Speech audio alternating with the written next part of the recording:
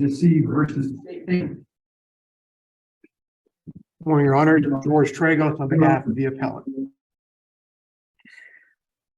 Your Honor, I'd like to start with. I would like to start with, logically, imagine a trial where you're not allowed to ask about, especially a sexual battery trial. You're not allowed to ask about when the first time he told his mother, the first time he told law enforcement, the text messages that he sent to the alleged defendant, telling him to get out of the house because his father-in-law is coming over. The text messages say, the defendant says, "What are you talking about?" He goes, "You raped me." He goes, "What are you talking about?" Those text messages couldn't get in. He tells his mother about the rape because he wants to be big. Mother says, "I have to have a reason to be correct." And he goes, "I was raped." Mother says, "I have to have a reason to get raped." Mother tells the stepfather. The stepfather heads over to Mr. McDeese's residence, and before he gets there, the alleged victim starts text messaging Mr. McDeese. And the text messages are telling because of the defendant again saying, "What are you talking about?" The fact that he's begging him to leave the house. The fact that the alleged victim says, "Do it for me, do it for God, do it for Jesse, get out of the house. My stepfather's coming over there." Excuse me? I help case because I believe it is first off, it is. Aside from being on the space, just what the jury space, actually what the jury honest that scratching on it. Why is fighting it? It's in because it's in because to me it's damaging. I mean, it's really. Help me through the process, the non-secular process, because that's what has to. That's where we have to attend. Kind of speculative view of the actually helps not hurt. First off, it shows a bias. It shows a reason for the victim to lie.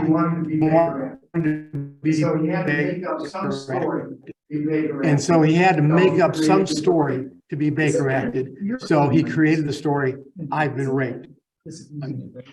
That seems extremely speculative.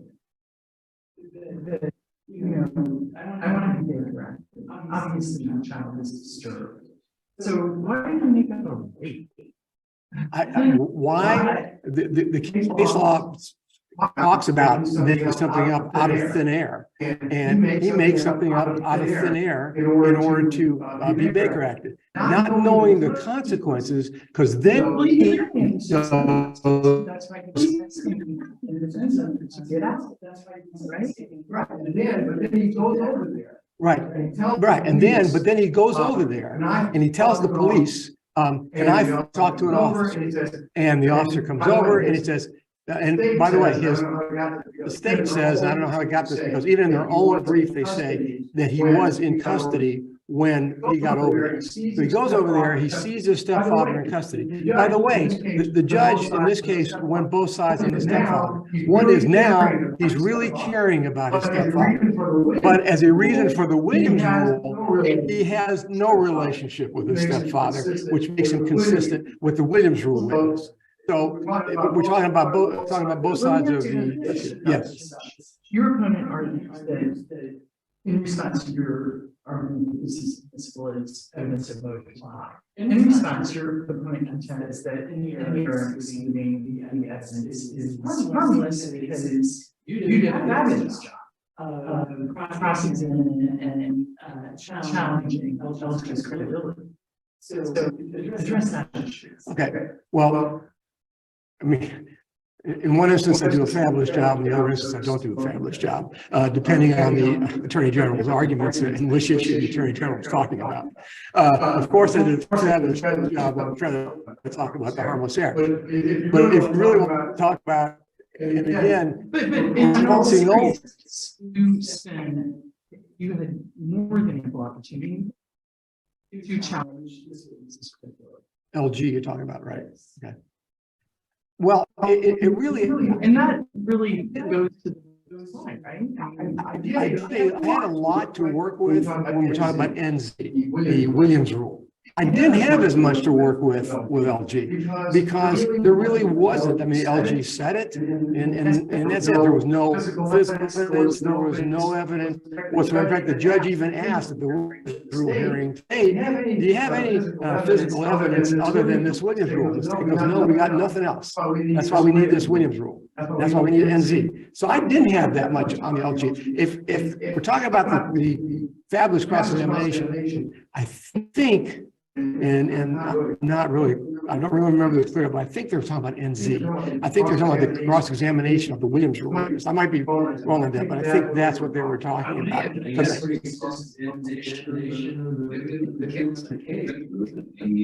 The red points that the points that you're talking about. But I had this. I had these text messages. Is it consistent? Here's the thing, you cite some case law. In cases, whenever the case needs to decide, the excluded evidence, right on knows about, there was almost no explanation needed. How would you have each credibility? Alvarado, Rogers, cases, for example, with evidence of lunch, and when there was a lie because of the witness in that case, had accused of having a motive to lie, because made a false accusation. It really excluded was right there in his face. Here we went through the ability. Here we walk through it a little bit now, and I'm still not seeing the connection. They never tried to convince yourself. I guess what I'm saying is convince me that this is like that. Those instances in the case where this evidence is almost clear with Again, maybe you're right, I've convinced myself. But the point is, I wasn't able to present to the jury how the relationship, that if this was a relationship where, oh, he's been raped, again, if you look at the cross-examination, he talked about, oh, it just ruined my life. And I mean, there was a lot of emotion in his answers, in his cross-examination. Well, if that's it, then why is it that he says things like, I told the police about this, I didn't want my stepfather to go, it wasn't worth it, right? Well, what wasn't worth it? Was the lie that he told about the Baker Act not worth it? Was his stepfather, who apparently he had a bad relationship with, according to the Williams rule arguments, was that not worth it?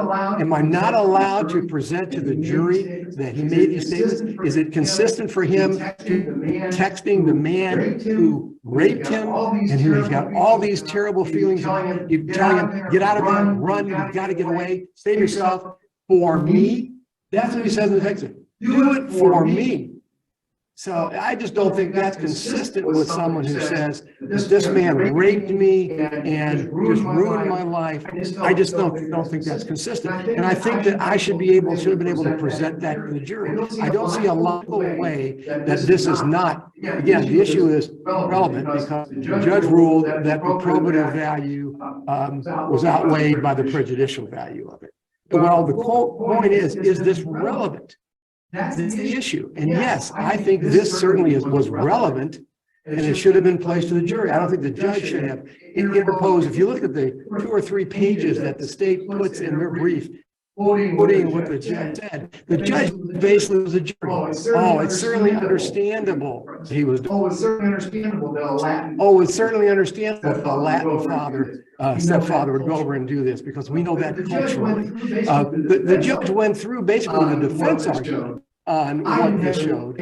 I didn't have a chance to present to the jury this defendant's argument. Okay. Next, I touch on the Williams rule. Clear and convincing evidence. NZ was presented as the Williams rule witness. And there was a finding that his testimony was clear and convincing.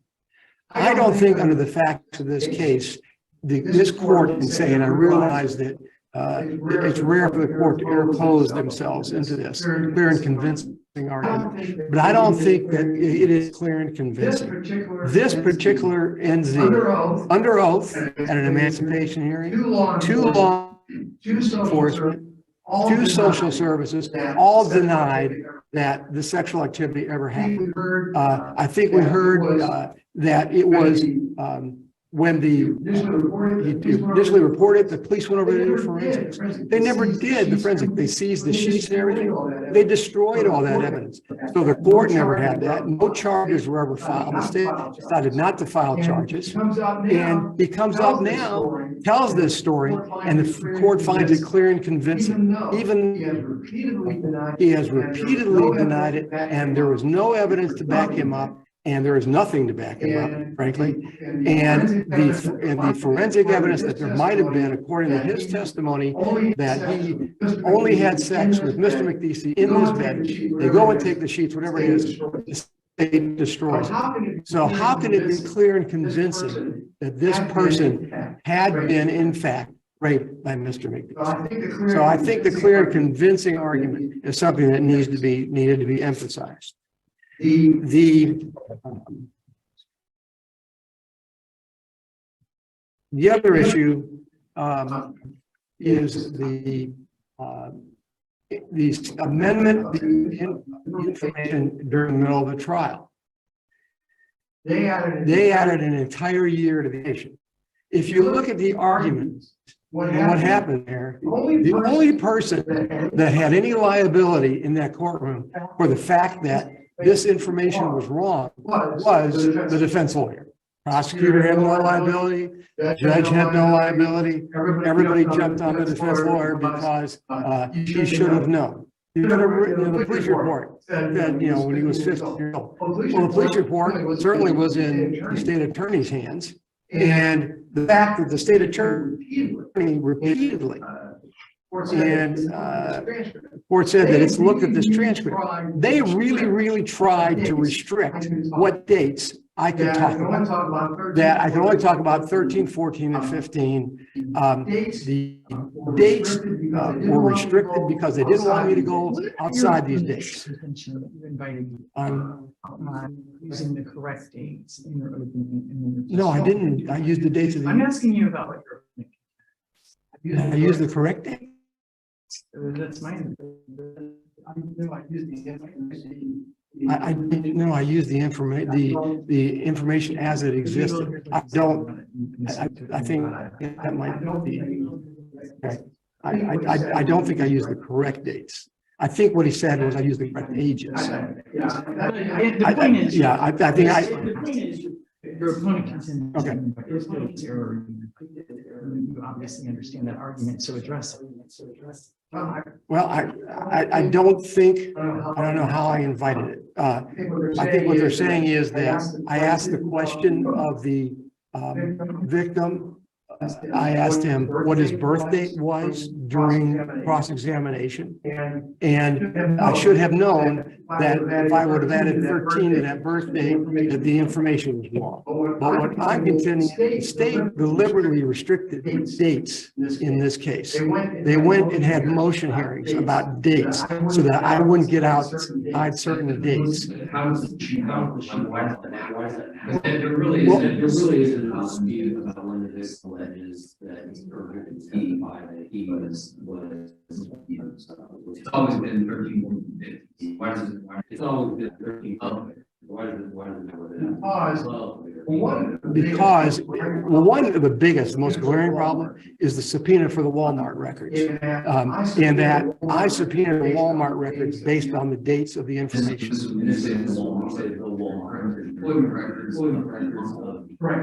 Correct. The victim stated that the uncle was always working when he was raped. And he was always raped at a certain, in the evening. So the uncle was always working. So he wasn't there because the uncle had a relationship with Mr. McPherson. All right, so I subpoenaed the Walmart records to show when the uncle was The working. victim was never a victim, never sized the date, I don't think the size of the date, I remember correctly, yeah, the exact month when that abuse was started, the abuse was. So what would it have mattered if you were able to show that on May 17, we worked in the evening, but on May 18, like, how would that matter? Because that's not the way the records came out. If you look at the Walmart records, he worked months at a particular shift. It wasn't a situation where he would just work one day at this shift, one day at that shift. So it was a long period of time that he worked the same shift.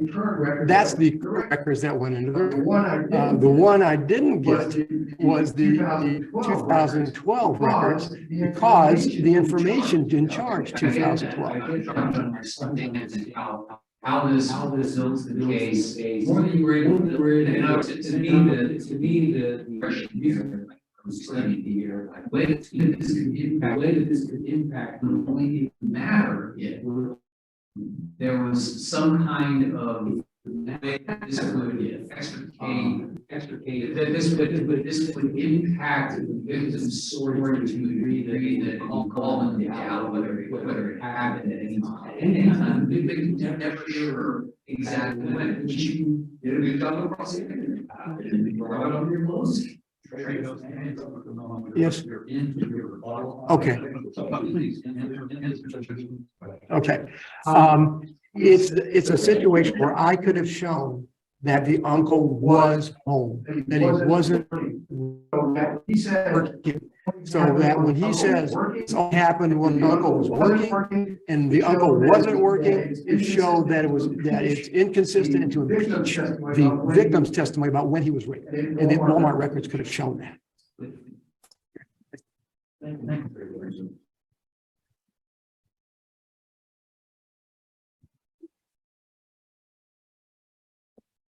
Good morning, Your Honors. May it please the court. My name is Elijah Schultz. I represent the state of Florida as the appellee in this matter.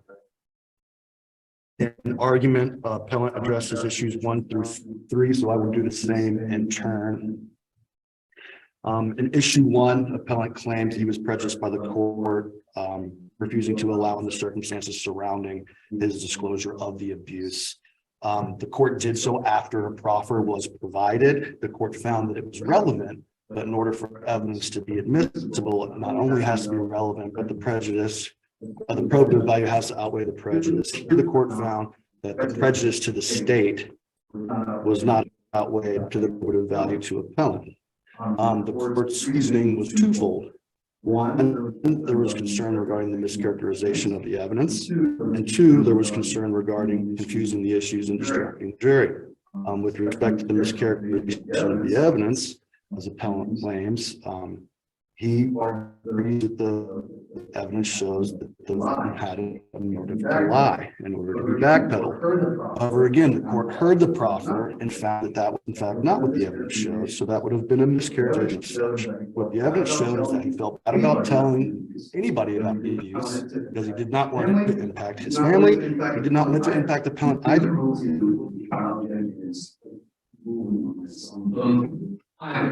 Is that it does seem as if the trial judge. So that issue turns over credibility of the witness. And ultimately, it does seem like the trial judge also had kind of that issue away and took that issue away. The only way you get to it's more prejudicial is you just basically made a ruling as to this is motivation necessary. Certainly, Your Honor, the court did not usurp the jury of power here because the court was tasked with making a determination regarding whether the evidence was admissible or to prove motive. The court had to make the findings regarding the motive in order to make those determinations regarding the admissibility. So the appellant's arguments.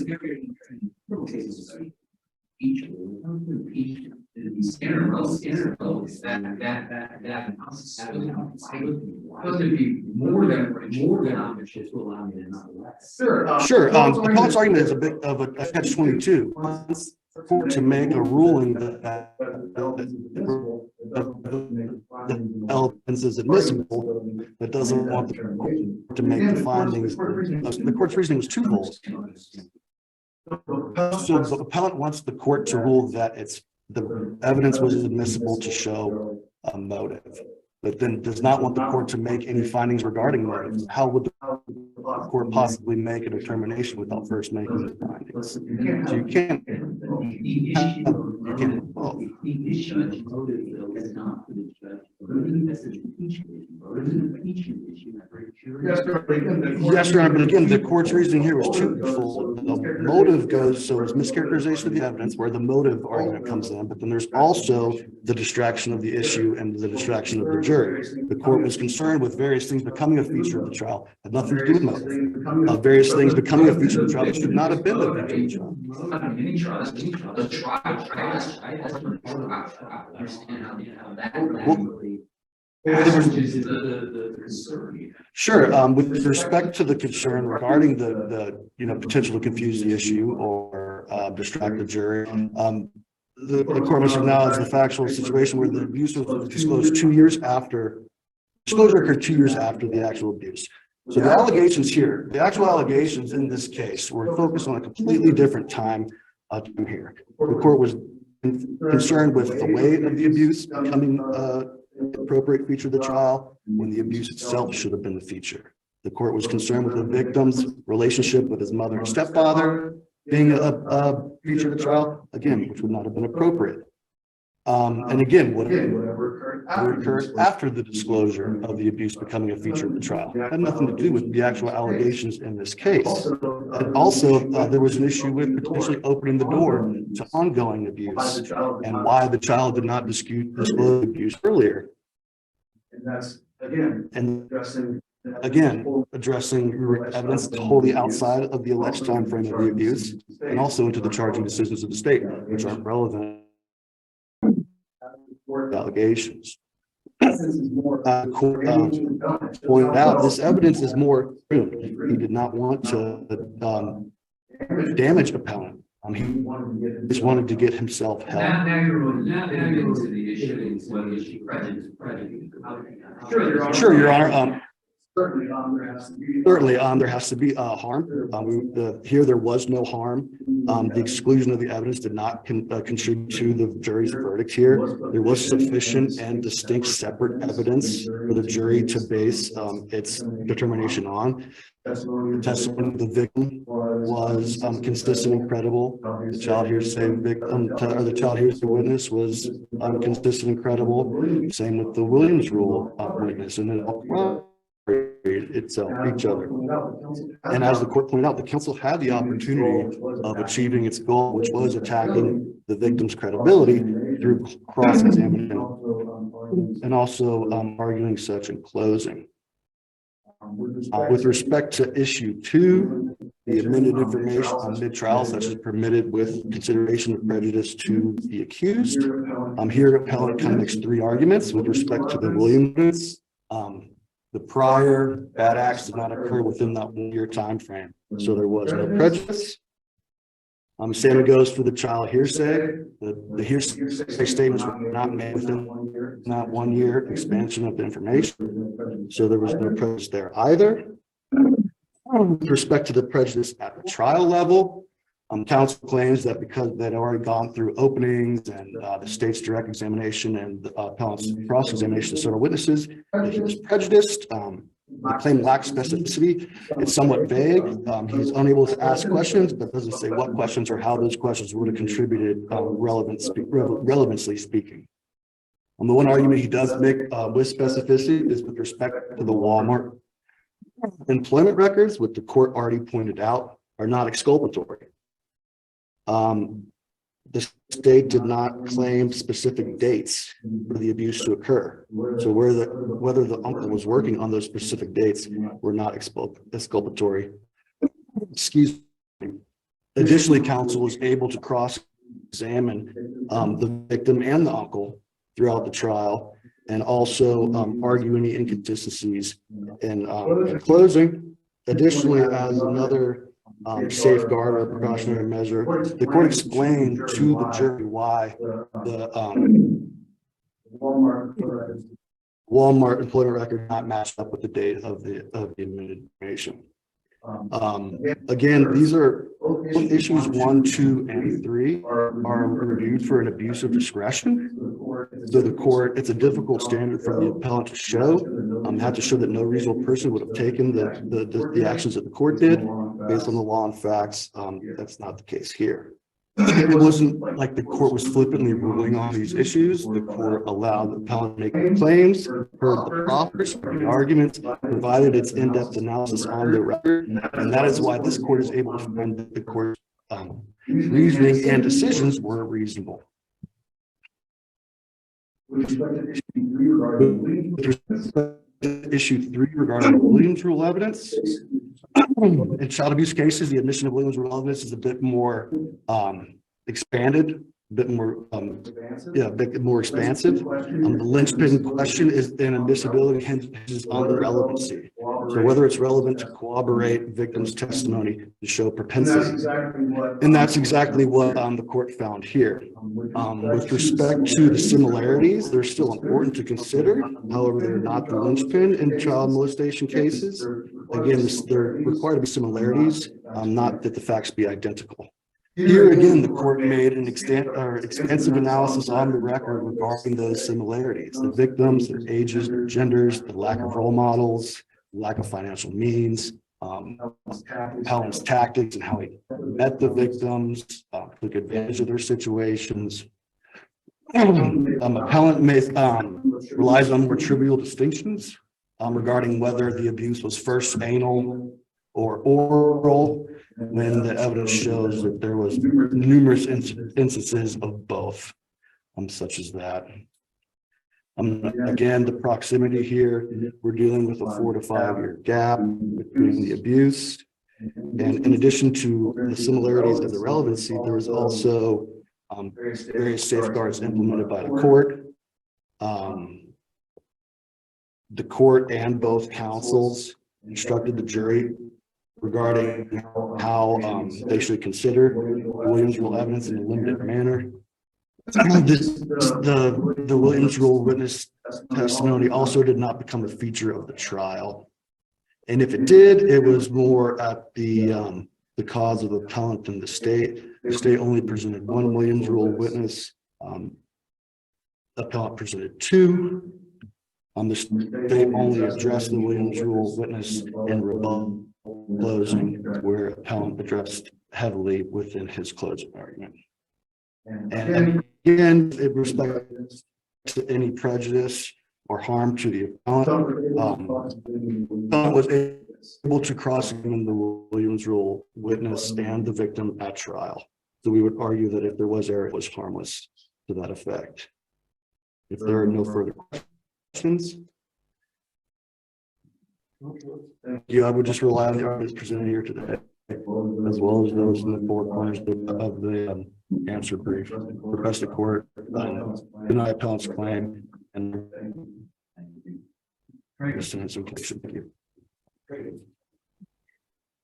An important factor mentioned by the state to Judge Lucas's question was the court made a finding that this information, the telling of the mother and the father and that whole incident, the text messages, was relevant. When the court made that finding, the